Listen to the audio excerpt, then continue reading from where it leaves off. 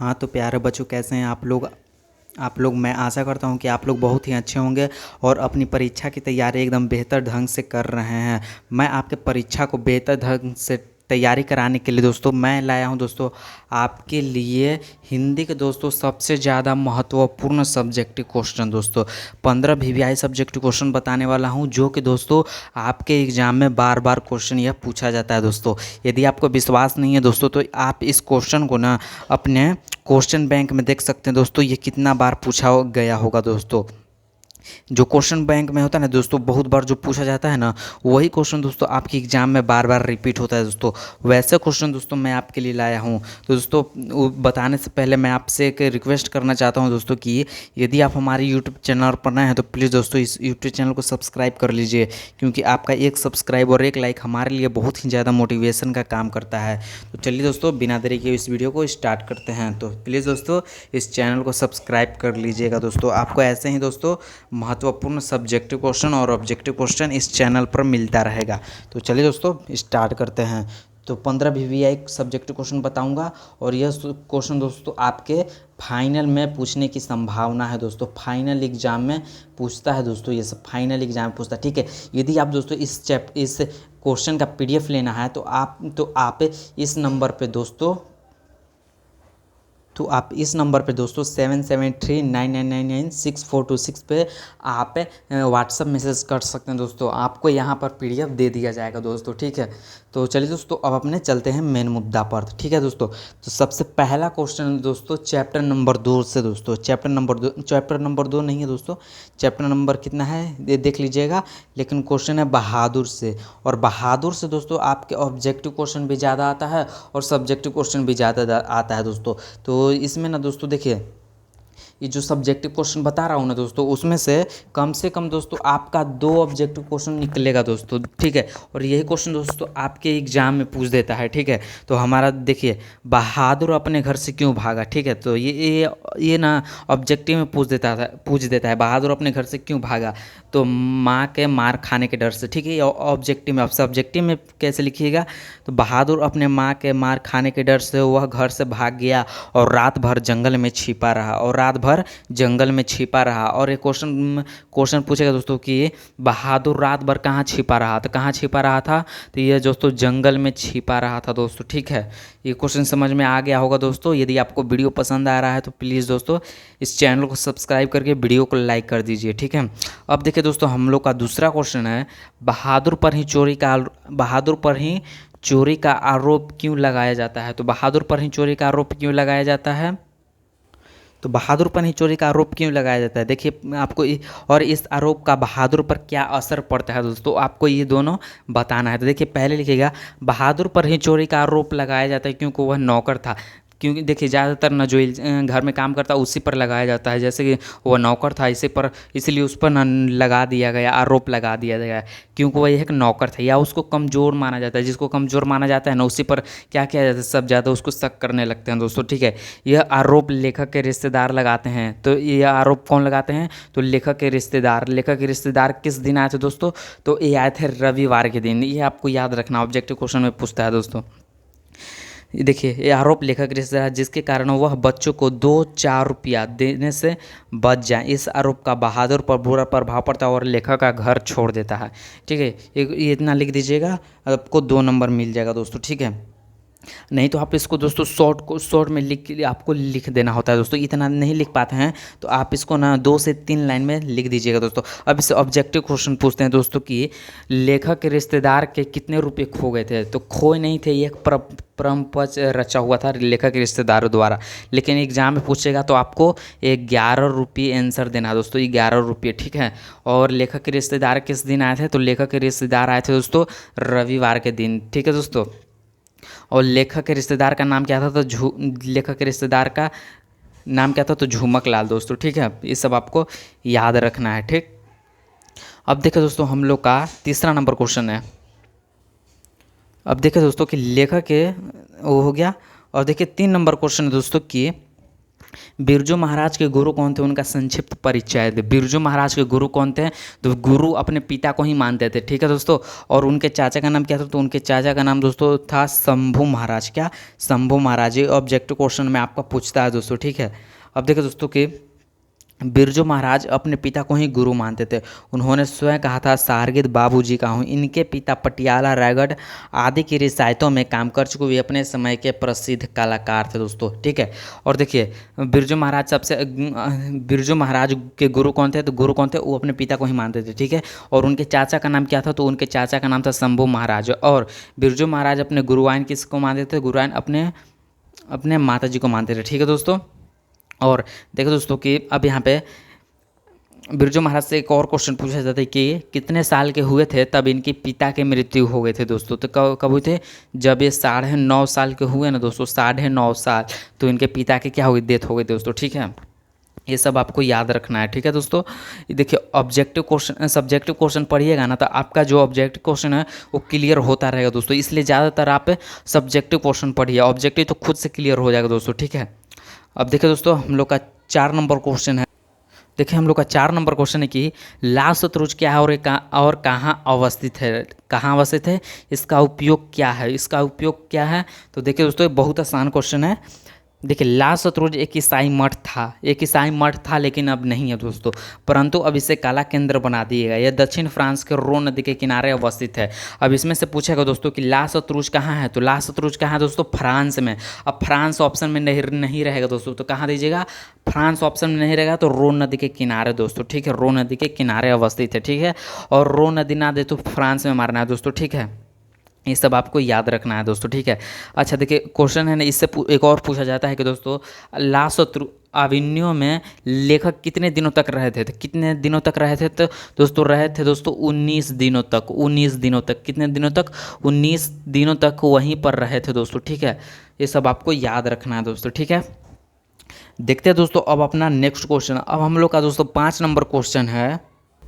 अब देखिए दोस्तों हम लोग का 5 नंबर क्वेश्चन है कि लेखक आविन्यो क्या क्या साथ लेकर गए थे, तो लिखना है दोस्तों लेखक आविन्यो 19 दिनों तक रहे थे, ये आपको हेडिंग में डाल देना है दोस्तों, ठीक है। और वे 3 चीज़ें लेकर गए थे, कितने लेकर गए थे दोस्तों, 3 चीज़ लेकर गए थे, 3 चीज़। वो क्या था दोस्तों, हिंदी का टाइपराइटर, देखते हैं ना वो जो कंप्यूटर में लगा हुआ था, वो संगीत के टेप्स और 3-4 बुक्स, ठीक है, बुक्स, ठीक है, यानी कि पुस्तकें, ठीक है। या अब देख इसमें से ऑब्जेक्टिव क्वेश्चन पूछता है दोस्तों कि पूछता है कि आविन्यो रोन नदी कहाँ है, रोन नदी कहाँ है दोस्तों, तो रोन नदी है कहाँ है, तो रोन नदी दक्षिणी फ्रांस में है दोस्तों, ठीक है। अब देखिए ऑप्शन में आपको कंफ्यूज कैसे करेगा, एक डाल देगा पूर्वी फ्रांस, दक्षिणी फ्रांस, ऐसे डालेगा ऑप्शन, सिमिलर ऑप्शन डालेगा, तो आपको दक्षिणी फ्रांस में ही मारना है दोस्तों, ठीक है। नहीं रहता है फिर भी ऑप्शन में डाल देता है दोस्तों, ठीक है, आपको कंफ्यूज करने के लिए। अब देखिए दोस्तों हम लोग का 6 नंबर क्वेश्चन है कि मछलियाँ लिए घर आने के बाद बच्चों ने क्या किया। मछलियाँ जैसे ही आया ना, उसके बाद बच्चों ने उसको क्या किया, तो क्या किया था दोस्तों, तो देखिए मछलियाँ लिए घर में आने के बाद बच्चों ने बाल्टी से भरी हुई बाल्टी को आधा करके उसमें सभी मछलियों को डाल दिया, ठीक है। और यह क्वेश्चन दोस्तों किसमें, मछली चैप्टर से लिया गया है दोस्तों, ठीक है। और मछली चैप्टर के लेखक कौन है दोस्तों, तो मछली चैप्टर के लेखक हैं विनोद कुमार शुक्ल। और उनके छोटे भाई का नाम क्या था, तो उनके छोटे भाई का नाम संतु था दोस्तों, ठीक है। अब देखिए इसमें से संतु क्यों हिचक रहा था, संतु क्यों काँप रहा था दोस्तों, तो वह ना ठंड से काँप रहा था दोस्तों, ठीक है। ये सब ऑब्जेक्टिव क्वेश्चन आपको जरूर याद रखना है दोस्तों, ठीक।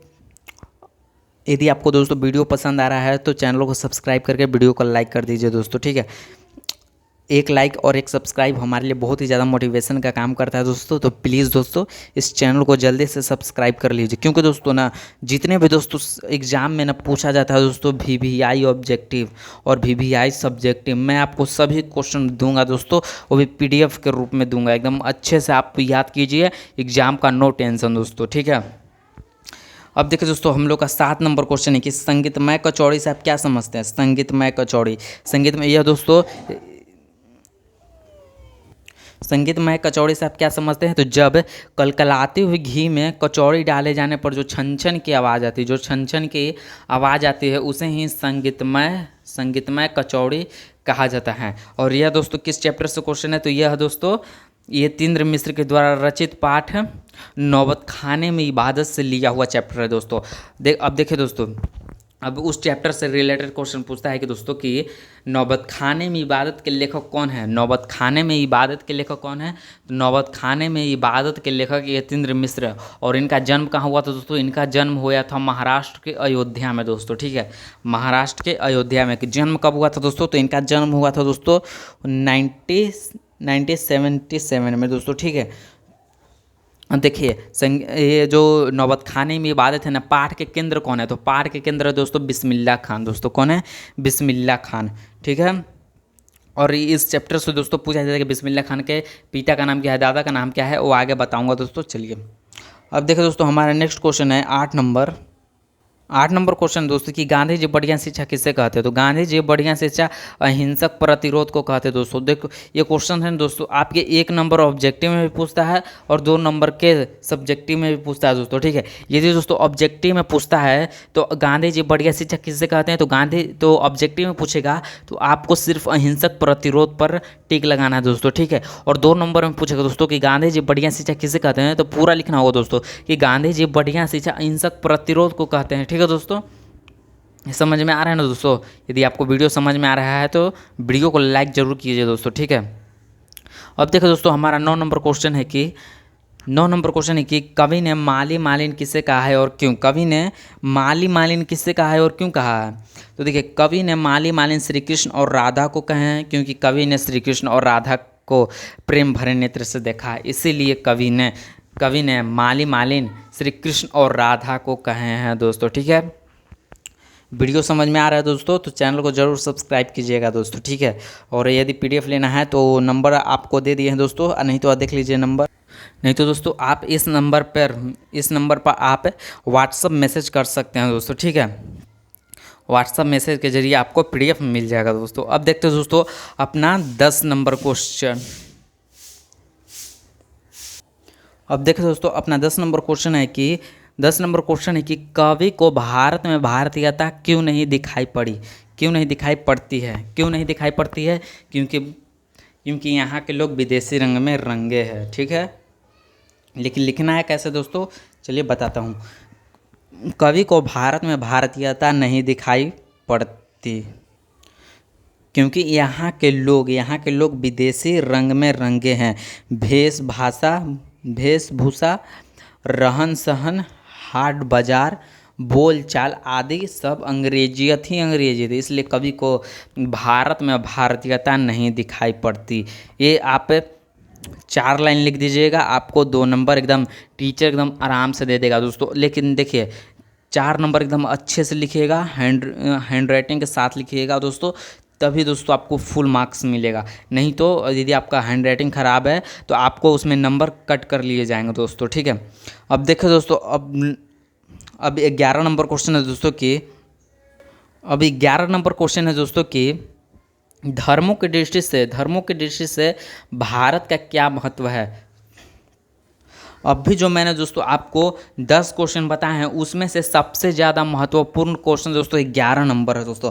और यह 11 नंबर क्वेश्चन आपके बिहार बोर्ड के एग्ज़ाम में लगभग बहुत बार पूछा गया है दोस्तों। कम से कम 10 जितने भी दोस्तों 2011 से दोस्तों 2024 के बीच में पूछा गया दोस्तों, कम से कम दो तीन बार एकदम फाइनल में पूछा गया, 2-3 बार से ज़्यादा ही पूछा गया है दोस्तों। इसलिए दोस्तों इस क्वेश्चन को एकदम अच्छे से याद रख लीजिएगा दोस्तों आप, ठीक है। ठीक, एकदम अच्छे से, एकदम VVI है दोस्तों, एकदम VVI है। इसको आप ना मिस मत कीजिएगा दोस्तों, एकदम लिख कर कहीं अच्छे से याद कीजिएगा दोस्तों, ठीक है। तो क्या लिखिए, धर्मों की दृष्टि से भारत का एक अलग ही महत्व है, जहाँ इतने धर्मों के लोग अपने अपने अलग अलग रस्मों रिवाजों को लेकर एक साथ रहते हैं। विश्व का कोई ऐसा देश नहीं है जिसकी तुलना भारत की संस्कृति से की जा सके। अब इसका क्या मतलब है दोस्तों कि देखिए, भारत में जितना धर्म रहता है ना उतना विश्व के किसी देश में नहीं रहता है दोस्तों। और भारत में जितना धर्म रहता है ना वो एकदम क्या कहते हैं, एक साथ रहते हैं दोस्तों, एक साथ रहते हैं। ये नहीं कि अलग अलग रहते हैं, एकदम एक साथ रहते हैं, अपने अपने अलग अलग रस्मों रिवाजों को लेकर एक साथ रहते हैं। भले ही उनका रस्म रिवाज है वो अलग अलग है, लेकिन साथ में रहते हैं दोस्तों, ठीक है। ये समझ में आ गया हो दोस्तों। ये क्वेश्चन बहुत ज़्यादा इंपॉर्टेंट है दोस्तों, आप इसको ज़रूर लिख कर याद कीजिएगा, नहीं तो PDF मिल जाएगा दोस्तों आपको, ठीक है। अब देखिए दोस्तों हम लोग का 12 नंबर क्वेश्चन है। अब देखिए दोस्तों 12 नंबर क्वेश्चन है कि खोखा किन मामलों में अपवाद था। तो खोखा घर के बनाए सभी मामलों में अपवाद था। वो अपने मन के अनुसार कार्य करता था। बाकी बहनों के लिए घर में एक विशेष प्रकार का नियम था दोस्तों। अब देखिए खोखा से सबसे ज़्यादा क्वेश्चन पूछा जाता है दोस्तों आपके एग्जाम में। खोखा जिसके 20 के दांत है ना, चैप्टर नंबर 2, उससे सबसे ज़्यादा आपके ऑब्जेक्टिव क्वेश्चन पूछे जाते हैं फाइनल में। ठीक है, तो इसमें से कुछ ऑब्जेक्टिव क्वेश्चन मैं बता देता हूँ दोस्तों कि बताइए कि खोखा का दूसरा नाम क्या था। तो खोखा का दूसरा नाम कासू था, और कासू के पिता का नाम तो सेन साहब। और सेन साहब के गाड़ी का कितना कीमत था। तो गाड़ी का कीमत था दोस्तों 7,500। कितना था? 7,500। ठीक है, और इसका रंग क्या था। तो रंग था दोस्तों काला। ठीक है, और गाड़ी का नाम क्या था तो स्ट्रीमल इंड दोस्तों। ठीक है, और सेन साहब की कितनी पुत्री थी। तो सेन साहब के कितने पुत्री थी। तो सेन साहब के 5 पुत्री थी दोस्तों। ठीक है, सभी का आप नाम जरूर लिखिएगा दोस्तों कमेंट बॉक्स में। ठीक है, और देखिए दोस्तों इसमें से पूछा जाता है कि सेन साहब की 5 लड़कियां कैसे थी। तो सेन साहब की 5 लड़कियां सुशील थी दोस्तों। कैसे थी? सुशील थी दोस्तों। ठीक है, अब देखिए दोस्तों हम लोग का 13 नंबर क्वेश्चन है कि समस्त भूमंडल में सर्वाधिक और प्राकृतिक सौंदर्य से परिपूर्ण देश भारत को कहा है, क्यों। और यह कौन कहे हैं दोस्तों? यह कहे हैं मैक्स मूलर दोस्तों। ठीक है, और मैक्स मूलर के पिता का नाम क्या था दोस्तों? तो मैक्स मूलर के पिता का नाम विलहेल्म मूलर था दोस्तों। को क्या नाम था? क्या नाम था दोस्तों? Wilhelm Müller. और मैक्स मूलर का जन्म कहाँ हुआ था। तो जर्मनी में हुआ था। अब जर्मनी में कहाँ हुआ? तो जर्मनी के डेसाउ नामक नगर में हुआ था दोस्तों। ठीक है, अब देखिए दोस्तों पूरा इसको समस्त भूमंडल में सर्वविध और प्राकृतिक सौंदर्य से परिपूर्ण देश भारत को कहा है, क्यों। समस्त भूमंडल में सर्वविध और प्राकृतिक सौंदर्य से परिपूर्ण देश भारत को कहा है क्योंकि भारत का सौंदर्य काफ़ी आवश्यक है, क्योंकि यहाँ के हरे भरे खेत एवं पर्वत लोगों को अपनी ओर आकर्षित करते हैं। देखते हैं ना, जब आप गांव में जाते हो तो कितना हरियाली रहता है दोस्तों, कितना हरियाली रहता है। जैसे शहर में नहीं होता दोस्तों, उतना हरियाली ना शहर में कभी नहीं होता दोस्तों। आप गांव में देखिएगा इतना हरियाली रहेगा, देखकर दिल खुश हो जाता है दोस्तों। ठीक है, तो अब देखिए दोस्तों अपना नेक्स्ट नंबर क्वेश्चन है 14 नंबर क्वेश्चन, जो कि बहुत ज़्यादा ही इम्पोर्टेंट है। अब देखिए दोस्तों हम लोग का 14 नंबर क्वेश्चन है कि पुराने और आज के नर्तकों के बीच बिरजू महाराज क्या फ़र्क बताते हैं। क्या फ़र्क बताते हैं, यानी कि अंतर क्या बताते हैं। तो क्या बताते हैं? पुराने और आज के नर्तकों के बीच बिरजू महाराज फ़र्क बताते हुए कहते हैं कि पुराने ज़माने में सुविधा नहीं थी। पुराने ज़माने में क्या नहीं थी दोस्तों? सुविधा नहीं थी, फिर भी हम लोग शिकायत नहीं करते थे। लेकिन आज सुविधा होने के बावजूद भी आज के नर्तक शिकायत करते हैं, बोलते हैं कि स्टेज था वो अच्छा नहीं था, गड्ढा था। ठीक है, ऐसे ना नर्तक हैं जो डांसर हैं वो क्या करते हैं? कंप्लेन करते हैं दोस्तों। ठीक है, और हम लोग का दोस्तों सबसे लास्ट क्वेश्चन है दोस्तों कि चैप्टर नंबर 5 से लिया गया है दोस्तों, जो कि क्वेश्चन है देवनागरी लिपि में कौन कौन सी भाषाएं लिखी जाती है। तो देवनागरी लिपि में मुख्यतः दोस्तों ये सब भाषाएं लिखी जाती है दोस्तों, ये सब। तो ये भाषा के कौन से दोस्तों आपको हेडिंग में डाल देना है दोस्तों। देवनागरी लिपि में मुख्यतः निम्नलिखित भाषाएं लिखी जाती है। पहला दोस्तों हिंदी, पहला हिंदी तो लिखा जाता है दोस्तों। दूसरा है दोस्तों संस्कृत, और तीसरा नेपाली, और चौथा मराठी दोस्तों। ठीक है, और आज का ये वीडियो दोस्तों यहीं पे ख़त्म होता है दोस्तों। तो मिलते हैं दोस्तों आपसे नेक्स्ट वीडियो में ऐसे ही दोस्तों इंपॉर्टेंट क्वेश्चन के साथ। उसके लिए दोस्तों चैनल को सब्सक्राइब कीजिए ताकि जब भी वीडियो अपलोड करूँ तो नोटिफिकेशन सबसे आप तक पहुँचे दोस्तों। तो मिलते हैं दोस्तों आपसे नेक्स्ट वीडियो में, तब तक के लिए करंट बाय। प्लीज़ दोस्तों इस चैनल को सब्सक्राइब जरूर कीजिएगा।